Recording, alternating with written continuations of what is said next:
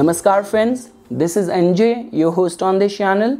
In this video, we are going to have our discussion on the most fearful planetary yoga or combination in Vedic astrology, which is the Kalsarp yoga. So we will try to understand all the verticals, all the indicative results which could be associated with this yoga. So friends, to begin with, as you know that Vedic astrology is a spiritual science. Astrology or Jyotish is the eyes of the Vedas. All the planetary yogas combination, all the sutras which we discussed, they all have been extracted from our spiritual holy text. So now if you will talk about this Kalsarp yoga, so in majority of the classical text, you will not find any mention of Kalsarp yoga. Like Brihathura Shastra, Laghu Parashari, there is no mention of this Kalsarp yoga. The second thing is that all the prominent Vedic astrologers who have contributed a lot to the Vedic astrology. You talk about K.N. Rao sir, you talk about B.V. Raman sir. So none of them have mentioned anything about this yoga, or they have not given any weightage to this yoga. So now comes the question, from where this yoga came to existence and from where this whole fearing people on the name of this Kalsarp yoga got started. So we will try to understand about that. But to begin with, first let's try to understand the planetary alignment which forms this yoga.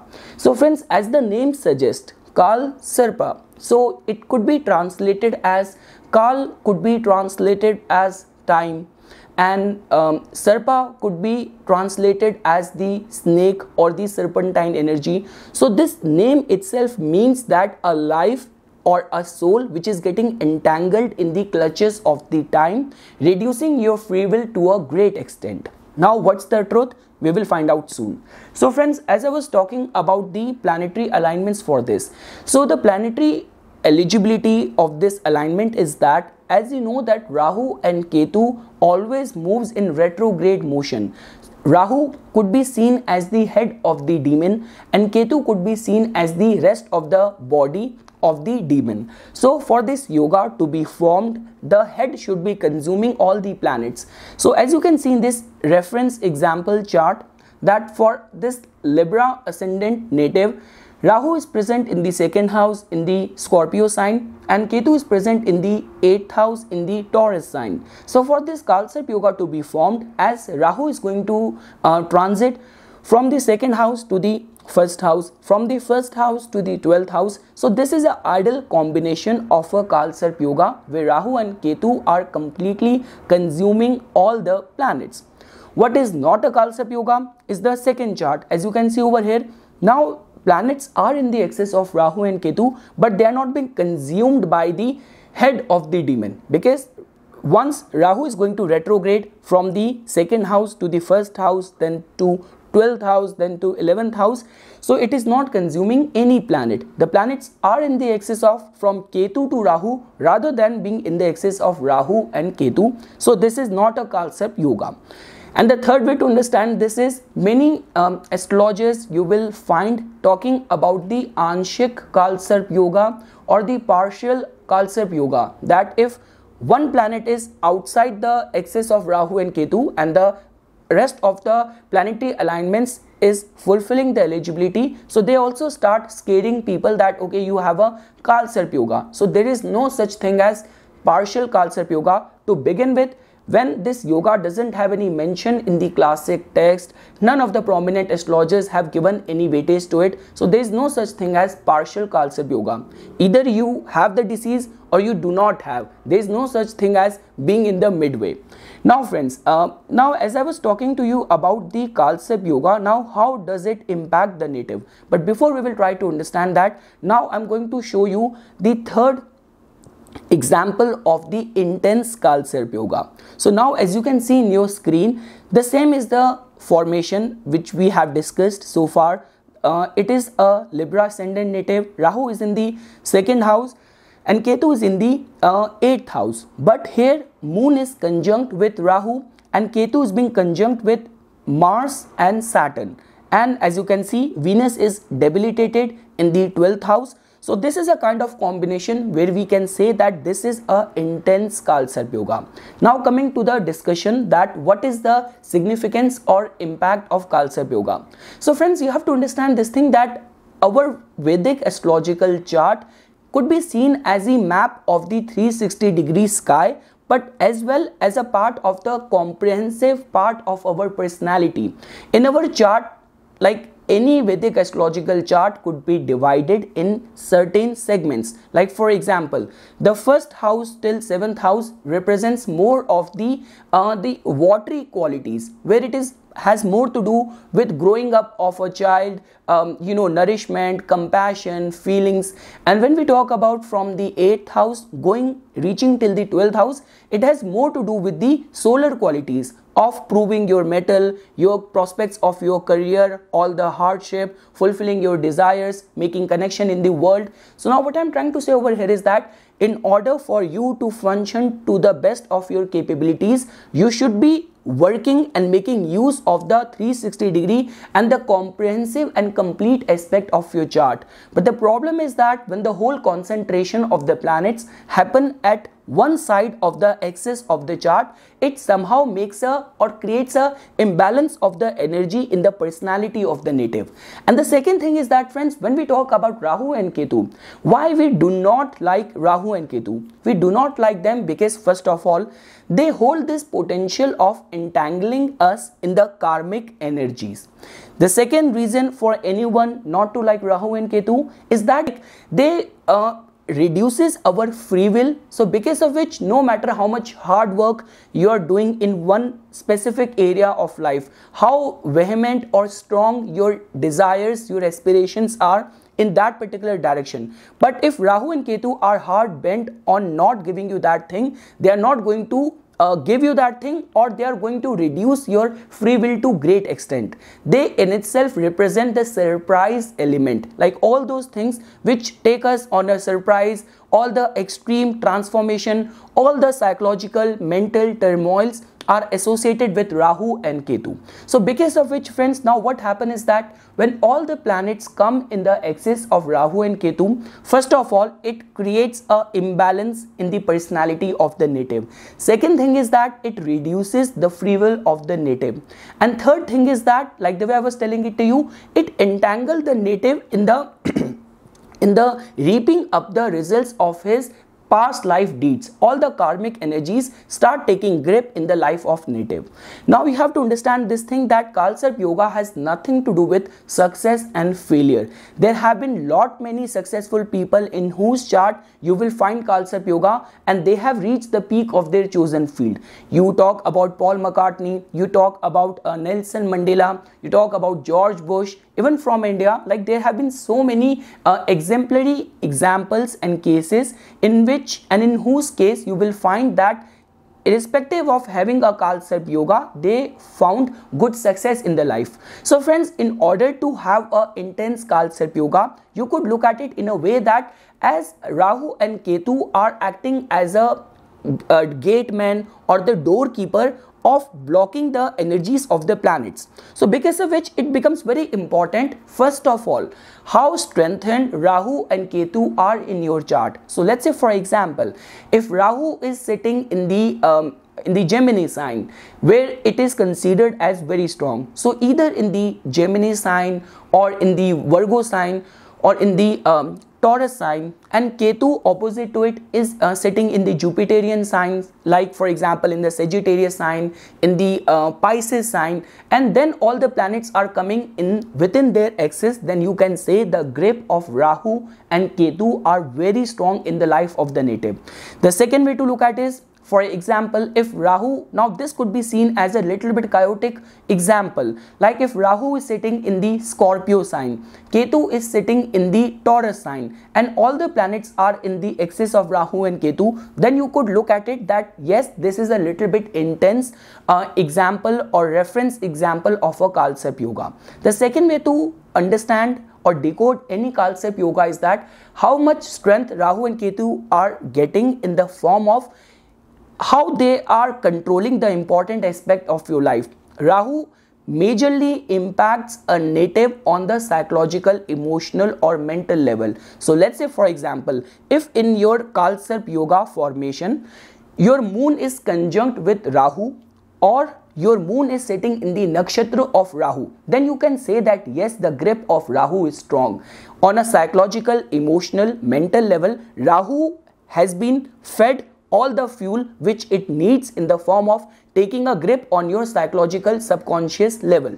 The second thing is that if you will find Ketu getting strength in the form of being conjunct with planet like Mars or planet like Saturn or even the Sun, because Ketu represents intensity, and if you are feeding more fuel to Ketu's intensity by conjuncting it with Mars or Saturn or Sun, then you can conclude that yes, in this axis, because Rahu, it is already a Kalsarp yoga, Rahu is being conjunct with moon, taking control of the moon, and Ketu is getting more and more intensity and power. So yes, that means this chart is completely and strongly in the grip of Rahu and Ketu, forming a intense Kalsarp yoga. So because of which all the lessons which are required for this native to learn, he should very submissively follow that path and remain receptive and open towards all those lessons.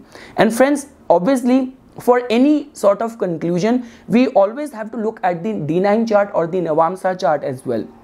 So then you have to also see that what is the dignity or strength of Rahu and Ketu in the Navamsa chart. Are they Vargotam? Are they maintaining the same stature of power in the life of the native, or are they losing the strength? And like the way I told you that just because it is a karmic combination alignment, so you also have to look at the same planetary alignments in the Shashtiamsha chart or the D60 chart. And friends, there is one pending video on the topic of D60 chart which I still have to upload, so which is on understanding the deities or the gods of the Shashtiamsha chart. That is very important, because if you will try to understand which god is ruling that particular planet of yours, you will get to know a lot about what kind of deeds or karma which you have acquired or inherited in this lifetime. So friends, now coming to the last section of our discussion. Like the way I have already mentioned this thing that Kalsarp yoga has nothing to do with success or failure. Some of the very successful people have got their success because of the support which they got from the Kalsarp yoga, because this is a yoga which, rather than making your personality all encompassing, all comprehensive, it makes your personality intense, that too in one specific area of life. So it all comes down to how you are utilizing the surge of energies which this Kalsarp yoga is giving to you. So friends, as a part of the remedies, if I were to advise to you guys, because trust me, I am the right and the best person to talk on this topic, because I have also got a very distinctive and very intense Kalsarp yoga in my chart. Like for example, I have Rahu sitting in the Ashwini nakshatra. Opposite to it, Ketu is sitting in the Swati nakshatra.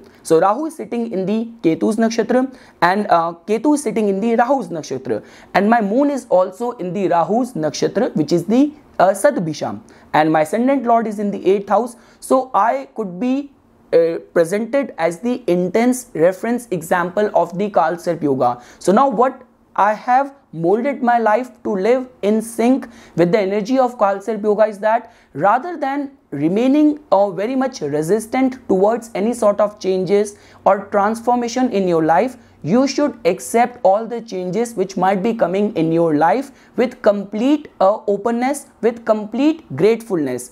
Gratefulness is very important in order to deal with the challenges of this yoga, because if your personality is either hateful or always complaining or always whining, you might not be able to handle the surge of energies or the gift which this yoga can bring in your life. I would also recommend that specifically friends, when we talk about anything to do with the Kal, anything to do with the grip of the time or the destiny, karmic energies, concerns of life and death, I would always advise to the worship of Lord Shiva. If you believe in the Hinduism or you worship the Hindu pantheon, so I would say that the worship of Lord Shiva can be seen as one of the best remedy in order to handle the surge of this energy. The third thing is that friends, Always remain receptive, open towards the changes which we have already discussed, and intense devotion to one god is very important in order to deal with the challenges or surge of energy of this Kalsarpa Yoga. Try to learn to develop the energies of all the houses which are void of any planetary placement. So for this reference example, as we have discussed friends, that in this Kalsarpa Yoga, the planetary alignment is getting formed in between the second house and the 8th house. So third house, fourth house, fifth house, sixth house, seventh house is completely void of any planetary presence. Obviously, like planets are looking at those houses with their aspect, but without any planetary physical body being present over there, so that house lack that sort of planetary presence. So because of which, inculcate the habit of developing the skill, remaining very compassionate, along with that giving attention to your devotion and remaining very firm in your skill. So these are the few qualities which you need to inculcate, which you need to learn in order to get the complete and comprehensive aspect of your personality. And lastly friends, like the way I was telling it to you with the Kalsarpa Yoga, one as a last piece of advice which I want to give to all the Vedic believers and followers, that there are certain and specific days of the year when you can think about pacifying the remedial aspect of this yoga, because no matter what is the planetary alignment or what kind of Kalsarpa Yoga you have in your chart, because friends, if you will search on the internet, what many astrologers have done is that they have come up with the redundant and the preset of definition for different kind of alignments. So they have given them some of the names, like for example, if Rahu and Ketu, Rahu is in the first house, Ketu is in the 7th house, so they have just written some sort of repetitive indicative result that okay, this is a Anant Kalsarpa Yoga, and because Rahu is in the first house, Ketu is in the 7th house, matrimonial life is going to be filled with difficulties, business is going to go through all sort of difficulties. If Rahu is in the second house, Ketu is in the 8th house, they have given it another and some of the name of a Sarpa from our Hindu text, and they have written some predefined results that Rahu is in the 2nd, Ketu is in the 8th, so that means the financial aspect is going to be worse, is going to be filled with all sort of miseries and troubles. Native is going to be deprived of all the financial wealth and financial prosperity. So that doesn't make any sense. That is just a way of exploiting the sensitivity of people's life or people's difficulties. So friends, do not get worried if you have read all those kind of redundant and pre-written material which can be found on the internet. And like the way I was telling it to you, that see, at the end of the day, getting connected and embracing God's divinity and righteous path is very important.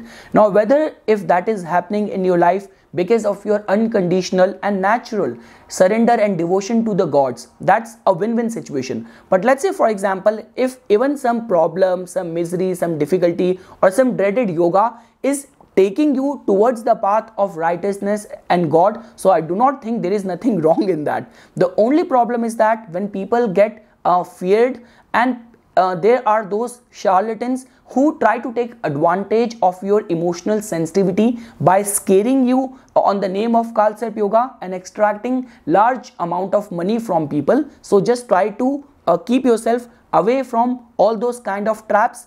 And lastly friends, like the way I was telling it to you, that there are certain days, like to begin with the holy month of Shravan, the Hindu month of Shravan, which is about to start very soon on 25th of July. So Shravan month is considered as very auspicious for doing any of the remedies connected with the Kalsarpa Yoga, because the impact or the result of the Kalsarpa Yoga can be felt very intensely at the time when you are either going through the Rahu Mahadasha, Ketu Mahadasha, or the Antardasha of Rahu or the Antardasha of Ketu. So in the month of the Shravan, on any of the chosen or selected Monday, any of the Monday of the Hindu month of Shravan, you can think about doing the Kalsarpa Dosh Nivaran Puja, like pacifying religious austerity in order to get rid of the negative and malefic effect of Kalsarpa Yoga. Along with that, any one Monday of the Hindu Shravan month, you can consider or think about getting a Rudrabhishek puja done. And lastly, once in a lifetime, I always advise all those people who have Kalsarp Yoga in their chart to visit the Nasik and the Tramkeshwar Jyotirling of Lord Shiva and get a pacifying remedy or a puja devoted to this Kalsarp Yoga in order to get the best out of the planetary alignments in your chart. So this is something, friends, which I wanted to say as a part of my inputs on this Kalsarp Yoga. For further more updates and notifications on the divine science of Vedic astrology, please subscribe to my YouTube channel and like my Facebook page. Dhanyavad.